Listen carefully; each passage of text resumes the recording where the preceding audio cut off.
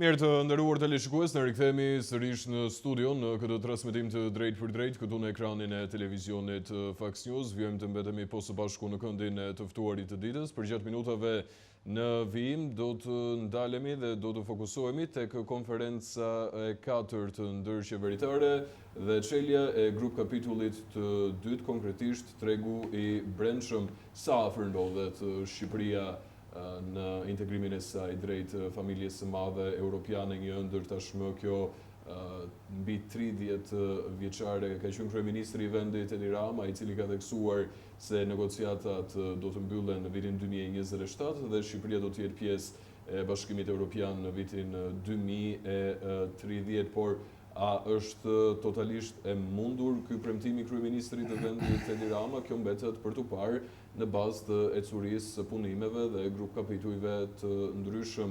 Këto e shumë të tjera do të kemi mundësi t'i analizojmë me ekspertin e çështjeve ndërkombëtare, Geron Kamberin, i cili më është bashkuar në studio. Geron, të përshëndes, faleminderit që je sot në Fox News. Grup kapitulli i dytë, Geron, tregu i brendshëm. Me çfarë kemi të bëjmë sa i takon këtij grup kapitulli, rëndësia e tij, mënyra se si janë duke shkuar punimet, çfarë përfshin ky grup kapitull, sa voluminoz është, sa pikë i shtohen Shqipërisë me hapjen e këtij grup kapitulli dhe puna në vijshmëri. Në qoftë se referohemi pyetjes tuaj, ajo ka disa pjesë. Së pari do të thoja që procesi i hapjes së grup kapitullit 2 është pjesë e procesit teknik të negociatave që Shqipëria ka filluar me Bashkimin Evropian që për 15 tetorit të vitit 2024, ku hapi grup kapitullin e parë, që quheshin themelor, i cili është kapitulli i parë që hapet dhe i fundit që mbyllet për dëgjuesit që na dëgjojnë në këtë intervistë. Pra, ai ka çështjet më të rëndësishme, duke filluar me kriterin politik, me zgjedhjet, me të drejtat e njeriut dhe një grup kapitujsh edhe një kapituj të tjerë, si që janë për statistikat, prokurimet publike, menaxhimin financiar, dhe veçanërisht kapitulli 23 dhe 24 që lidhen me drejtësinë, sigurinë, apo ato që quhen dy nga kapitujt më të rëndësishëm dhe tashmë prej vitesh, pra prej gati 10 vjetësh, mbajnë peshën e debatit politik sot me tokfjalçin e famshëm të reformës në drejtësi dhe ato që kanë pasuar më pas. Ndërkohë, i qëndrojmë faktit që grup kapitulli i parë është, duke qenë se i është i quajtur ndryshe edhe grup kapitulli themelor, është vërtet themeli i integrimit të Shqipërisë? Në qoftë se do t'i referohemi asaj çfarë përfshin ai dhe rëndësisë që jep peshës që i ka dhënë Bashkimi Evropian ti grup kapitull, një qasje që ka ndryshuar për hir vërtetës që gjatë negociatave të Bashkimit Evropian me Kroacin, kur referohet vendeve të Ballkanit Perëndimor, ku ai kushtoi shumë rëndësi çështjeve të sundimit ligjit dhe të shtetit ligjor dhe luftës ndaj krimit të organizuar dhe korrupsionit për këtë pjesë apo këtë grup vendesh që përkisnin Ballkanit Perëndimor. Natyrisht kjo erdhi duke theksuar në vitet më pas dhe Malizia dhe Serbia që kanë filluar këto negociata që po bëjnë gati më shumë se 10 vjet.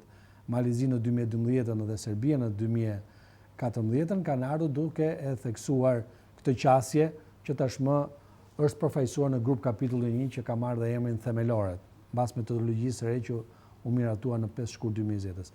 Për të rikthyer grup kapitullit 2 të tregut brendshëm, ai është një nga grup kapitujt kryesor për shkak se vetë filozofia e Bashkimit Evropian është filozofi që ka lindur në bazë të asaj që quhet bashkëpunimi ekonomik, pra me traktatin e Qymyrit dhe Çelikut fillimisht dhe pastaj me komunitetin ekonomik evropian për të pasuar gradualisht, pra nëpërmjet asaj që quhet fenomeni Ortekut, ku një politik merr tjetrën përpara derisa krijohet një masë e madhe për të mbërritur tek ai institucion që me traktatin e Maastrichtit u quajt Bashkimi Evropian dhe tek tregu i përbashkët evropian apo tregu i brendshëm evropian dhe monedha euro që shoqëron këtë proces. Ky grup kapitull që sapo ka hapur Shqipëria para pak ditësh përmban 9 kapituj brenda, kuptohesh nga 35, pra përmban gati 1/3 e kapitujve që ka gjithë procesi i negociatave që tregon rëndësinë dhe peshën që ka përballë Bashkimit Evropian. Mos harrojmë që në thelb se nuk gabojmë, Geron,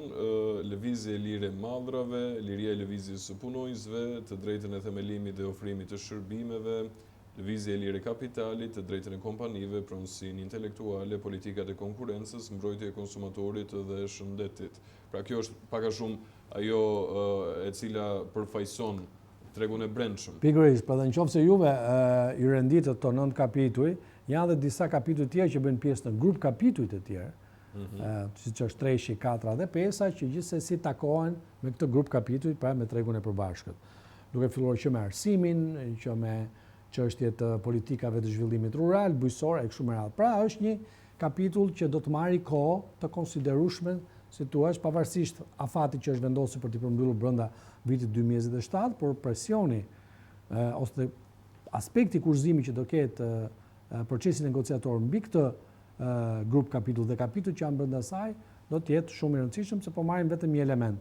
Nëse deri tani biznesi shqiptar ka bashkëpunuar dhe ka importuar dhe ka eksportuar në Bashkimin Evropian, gjithmonë ka qenë brenda marrëveshjes stabilizim asociimi që ka pasur disa sisteme kuotash, një regjim preferencial tregtar midis Shqipërisë dhe Bashkimit Evropian. Tashmë bëhet fjalë për një treg kur Shqipëria do të ketë të njëjtat të drejtat barabarta si vendet anëtare të Bashkimit Evropian. Pra, do të eksportosh pa limit, kjo është pjesa, ndërkohë që vendet anëtare të Bashkimit Evropian, pra biznesi i tyre, do hyjë lirshëm në Shqipëri. Kjo do të varet pastaj edhe nga pjesa negociatore, sepse shteti shqiptar besoj në pozicionin e tij negociues do të kërkojë faza tranzitore apo kalimtare për aspektet veçante, në mënyrë që ta bëj gati biznesi shqiptar që mos gjendet para papritave, dhe ku them para papritur përballë një presioni konkurrues që do jetë në sektor caktuar dhe pamundur ta përballojë. Dhe kjo ka ndodhur edhe me vende të tjera që janë bërë pjesë e Bashkimit Evropian, siç është Bullgaria, Rumania apo Kroacia, ku sektor të caktuar mas momentit të antarësimit janë përballur me një presion shumë të madh konkurrues, sepse bëjmë fjalë për tregje, për traditë biznesi, qindra vjeçare ndoshta, që do të hyjnë në një treg i cili është zhvilluar në mënyrën e tij këto 35 vjet. Nuk do të thoja që biznesi shqiptar është tërësisht i papërgatitur, por tashmë bëhet fjalë për një fazë krejtësisht tjetër dhe për një marrëdhënie krejtësisht tjetër nga pikpamja ekonomike midis Shqipërisë dhe Bashkimit Evropian, me shumë mundësi, po dhe njëkohësisht dhe me shumë sfida dhe pse jo dhe rreziqe në sektor të caktuar. Ndërkohë, Geron, si paraqytet situata ke grup kapitulli i parë i hapur për Shqipërinë, vijshmëria e këtij procesi? Ai vazhdon të negociohet gjithë kapitulli që ka ai brenda.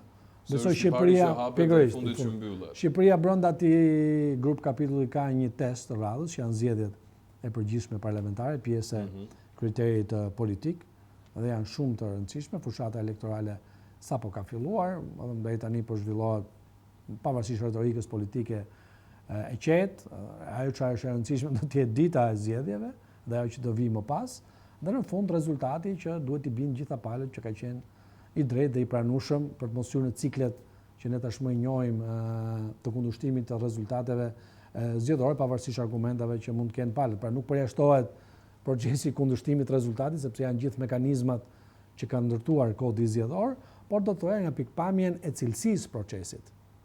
Dhe kjo është shumë e rëndësishme për shkak se jemi në një fazë krejtësisht tjetër. Jo se këto zgjedhje me përparshme apo dhe këto që po zhvillohen nuk kanë pasur atë një rëndësi, por Shqipëria i zhvillon këto zgjedhje përgjithshme parlamentare në kushtet ku ka hapur tashmë negociatat me Bashkimin Evropian, dhe është prova e parë ose prova e parë për të bindur 27 vendet anëtare që Shqipëria këtë proces e ka seriozisht.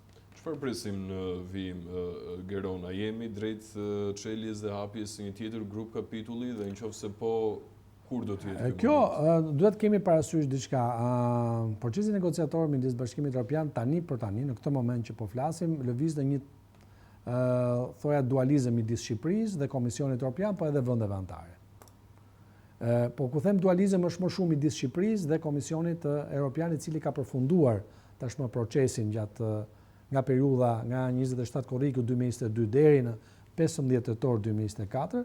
Komisioni Evropian mori kohën e nevojshme pasi u bë konferenca parë ndërqeveritare që të bënte një skanim të legjislacionit për gjithë kapitujt, të 35 që janë të grupuar tashmë në 6 grup kapituj, dhe mbi këtë bazë pastaj të bënte raportet e skanimit apo raportet e vlerësimit ose të gatishmërisë së Shqipërisë, dhe pastaj të fillonte teknikisht çelja e negociatave. Kjo fazë parapërgatitore kishte për qëllim të bënte të ditur Shqipërisë, palës shqiptare, ku i kishte boshllëqet, dhe të ndërtonte planet e saj të veprimit dhe pozicionin e saj negociator përballë Komisionit Evropian. ashtu siç edhe Bashkimi Evropian ka ndërtuar pozicionin e saj të përbashkët, që është pozicion i gjithë vendeve anëtare, kur do të negociojë me Shqipërinë për të grup kapitujt dhe kapitujt veçantë. Pra, çfarë do lejojë dhe çfarë nuk do lejojë. Në një farë kuptimi, pra për disa aspekte të politikave komunitare, Shqipëria mund të kërkojë faza kalimtare, tranzicore, pra të zgjatjes, edhe mbasi të bëhet vend anëtar, nëse gjithmonë negociatat përmbyllen brenda vitit 2027, ashtu siç Komisioni Evropian, që përfaqëson vendet anëtare, mund ta pranojë apo jo këtë kërkesë të qeverisë shqiptare. Ndërsa nga pikpamja teknike, ne jemi në një fazë krejtësisht normale. Nëse objektivi është për të mbyllur brenda 2027-s, objektivi qëndron gjithmonë problemi dhe këtu brenda vitit 2025 logjikisht duhet të hapen edhe 3 kapituj të tjerë, por duhet të hapen zyrtarisht të 6, që të jepet kohë, të paktën në 2 vjet të përmbyllet 2026-2027 negociatat dhe puna do të jetë jashtëzakonisht. Deri në këtë moment kemi 3 grup kapitulli. Jemi grup kapitulli 1, 6 dhe 2. Janë për të hapur 3, 4 dhe 5. E kuptoj. Sa e mundur dhe arritshme është që t'i mbyllim të gjitha këto procese brenda 2027-s, Geron? Domethënë, nëse ne ecim me po të njëjtën vijueshmëri, ja dalim dot? Në qoftë se do të këpytet ishte bërë disa vit më parë, dikush do të thënë me një përgjigje të thjeshtë jo. Në qoftë se tani në këtë rrethan, dikush mund të thotë që kjo është një pyetje $1 milion për nga vështirësia për t'i dhënë përgjigje. Por mos të harrojmë një element tjetër që tashmë dhe theksohet, është theksuar nga Bashkimi Evropian, është theksuar edhe nga kryeministri shqiptar. Jemi në një moment të mirë dhe shpesh në politikë. Se duket sikur ka ndryshuar edhe qasja e ndërkombëtarëve në shpesh politikat dhe momentet e mira nuk vinë shpesh në politikë. Është sigurisht do ta konsiderosh veten në fatlum. Jemi në një moment të mirë përse përket politikës zgjerimi, por jo një moment të mirë përse përket situatës ndërkombëtare në përgjithësi. Dhe kjo situatë e trazuar ndërkombëtare, pra kriza midis Rusisë dhe ose konflikti tashmë midis Rusisë dhe Ukrainës, fakti që BE-ja tashmë është bindur që kufit e saj lindor, sepse ajo bëri një ftesë për të anëtarësuar Ukraina, Gjeorgjia, edhe Moldavia, po tashmë ne dimë se si është situata në këto vende. Të paktën ka kthyer syt nga krahu juglindor i kufive të saj të jashtëm, që është pjesa e Ballkanit Perëndimor, dhe nuk do që të gjendet tashmë në midis një pozicioni sanduiç që krahu lindor dhe krahu juglindor të jenë të dy trazuar. Tashmë është momenti që të paktën të japi një sinjal që krahu juglindor do ta ketë të qetë dhe të sigurt. Se mos harrojmë, politika e zgjerimit është një politikë, siç e kam theksuar edhe herë tjetër, pjesë e politikës së jashtme të përbashkët të Bashkimit Evropian dhe politikës së sigurisë.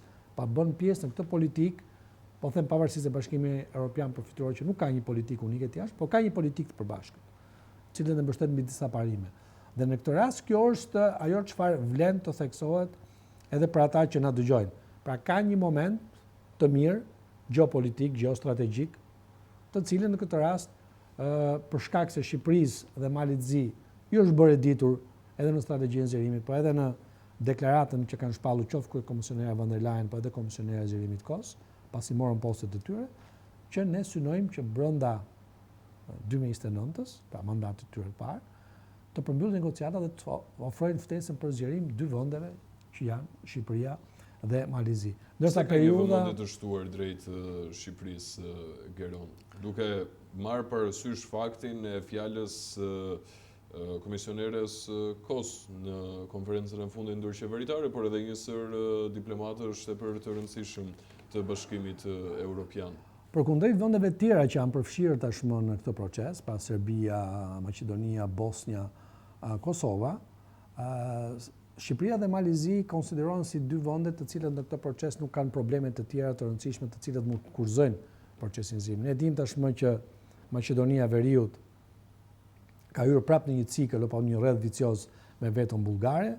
Serbia për shkak të jo thjesht situatës brendshme, por për shkak të marrëdhënieve me Kosovën, të cilën Bashkimi Evropian ka bërë të ditur që ta kurzojë, pa edhe një marrëdhënie disi si thua të pavendosur apo të paqartë me Rusinë në momente të caktuara, ashtu sikurse edhe në rastin e Bosnjës ne i dimë tashmë problemet që ka Bosnjën, të cilat janë probleme të trashëguara, që është një shtet, një federat me 2 entitete, jo më larg se në vizitën e fundit që bëri përfaqësuesja e lartë për politikën e jashtme dhe sigurinë Kaja Kallas e theksoi që neve nuk do lejojmë që Bosnia të rikthehet sërish në një vatër krize për Ballkanin dhe për Europën. Edhe nëse do të i marrim këto 4 vende që unë përmenda që BE ndoshta mund të konsideroj gati si konflikte të ngrira deri diku, ato të cilët nuk kanë probleme të kësaj natyre janë Shqipëria dhe Malizi.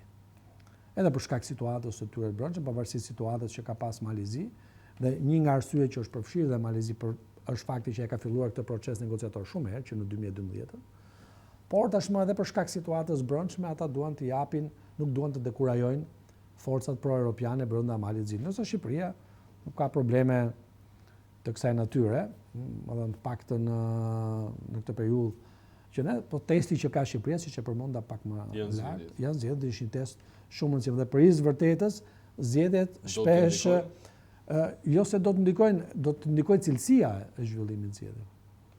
Edhe Shqipëria ka treguar gjatë gjithë procesit të saj të rrugtimit në Bashkimin Evropian që zgjedhjet janë bërë shpesh shkak për vonesa të këtij procesi, qoftë zgjedhjet 2001-shit, vetëm të 2009-s e kështu me radhë.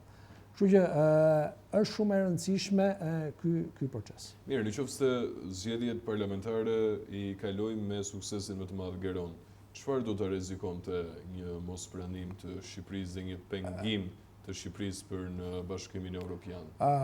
Në këtë rast pa dashur të bëjmë Nostradamusin ose si thua për të mos ngjallur në pesimizëm i cili mos na bëjë të shndrohemi në pesimist patologjik. Në përgjithsisht midis pesimizmit dhe optimizmit është realizmi.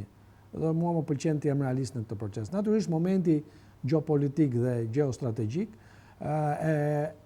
e çon analizën realiste drejt realizimit të mundshëm të këtij objektivi për të përmbyllur negociatat brenda 2007, duke konsideruar këtë një faktor shtytës jo të pakët që ka Bashkimi Evropian për kundrejt këtyre vendeve. Nga ana tjetër janë disa re, do të thoja, të cilat urojmë që të mos të jenë thjesht re, mos kemi vetëm miq, kemi edhe armiq. Jo, nuk është çështja këtu, po marr vetëm një element që unë e përmenda edhe në një intervistë tjetër, marrëveshja e koalicionit midis Partisë Unionit Kristian Demokrat dhe Partisë Socialdemokrate Gjermane, në një nga pikat e tyre, pavarësisht do të shohim se si do të jetë vendimarrja e tyre politike, si një marrëveshje e koalicionit, kishin theksuar që zgjerimi më tejshëm i Bashkimit Evropian nuk do të ndodh para se Bashkimi Evropian të ndryshojë mekanizmin e saj të vendimarrjes, i cili për izë vërtetës, siç ka treguar dhe eksperienca, për disa fusha është mekanizëm që zhvillohet mbi bazën e parimit të unanimitetit, i cili të 27 vendet anëtare të Bashkimit Evropian e kanë vështira shpesh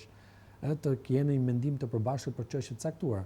Por kjo bllokon vendimarrjen edhe zhvillimin e mjaft reformave të brendshme. A do të jetë ky një element që mund ta akuzojë jo thjesht përmbylljen e negociatave, se negociatat mund të përbyllen, sepse janë një proces midis Shqipërisë dhe Komisionit Evropian, por ratifikimi i traktatit të anëtarësimit të Shqipërisë me Bashkimin Evropian është një proces që kalon pikërisht. Dhe prandaj është vende ky kufiri 2030. Pra, se dikush një që na dëgjon thotë mirë, nëse negociatat përmbyllen brenda vitit 2027, pse Shqipëria nuk anëtarësohet brenda 2027-s në Bashkimin Evropian? Ja, pra se po ka një tjetër procesi. Por nga ky moment që përmbyllen negociatat dhe nënshkruhet traktati ose draft traktati i anëtarësimit midis Shqipërisë dhe Bashkimit Evropian, ky dokument miratohet unanimisht, ashtu siç miratohet përmbyllja e negociatave në mënyrë unanime, dhe kalon në proces ratifikimi në vendet anëtare dhe në Parlamentin Evropian. Por nëse njëri prej vendeve anëtare nuk e pranon. Duke pasur parasysh që Bashkimi Evropian për sa i përket politikës zgjerimit vepron mbi bazën e parimit të unanimitetit, pra të gjithë vendet do vijnë dakord, qoftë një vend mos jetë dakord, atëherë ky proces mbetet pezull. Dhe është minus për ne. Në këtë rast, nëse do gjykojmë nga fakti që kishim vënë objektiv për të anëtarësuar brenda 2030-s, është një minus, por nëse ky proces nuk do varet nga ne, po do varet nga, po them, humori i vendeve anëtare apo situata të paparashikuara që mund ndodhin gjatë kësaj periudhe, se duket sikur periudha 5 vjeçare është një periudhë e shkurtër. Sot në mënyrën se si po zhvillohen marrëdhëniet ndërkombëtare, ka treguar që periudha 5 vjeçare është një periudhë shumë e gjatë. Pra, eksperienca, përvoja e këtyre viteve, paktën e 5-6 viteve të fundit, ka treguar që marrëdhëniet ndërkombëtare po ndryshojnë me një dinamik shumë të shpejtë, për 5 muaj, për 6 muaj, për një vit, mund të kesh zhvillime të tilla të cilat ndryshojnë trajektore ndoshta vejnë në dyshim edhe ekzistencën e marrëdhënieve gati afro 100 vjeçare, për nga mënyra se si po lëvizin aktorët ndërkombëtar në skenën e politikës botërore. Urojmë dhe shpresojmë që Shqipëria mos ketë faktin të përballet me surprizat të tilla të pakëndshme që nuk varen për saj në këtë rast. Pra në qoftë se ajo do të përmbyll me sukses negociatat brenda 2027-s, në këtë rast ne nuk kemi pse ndihemi fajtor për gjëra që nuk janë për te nesh. Geron, të falenderoj shumë që ishe sot në Fox News për këtë analizë të detajuar të situatës së integrimit të Shqipërisë në BE. Kjo ëndra e cila duket sikur nga dita në ditë po merr jetë. Urojmë dhe shpresojmë të jetë e tillë. Besoj ka qenë një ëndër e cila si thua ka zgjatur për një kohë të gjatë, po i afrohemi gati një periudhë edhe nëse do të antarësohemi në 2030-ën, që shpresojmë, si thua historianët do të thonë që do kenë kohë të shkruajnë për një proces 40 vjeçar për të antarësuar Bashkimin Evropian. Të falenderoj edhe një herë, kënaqësi. Faleminderit juve për ftesë.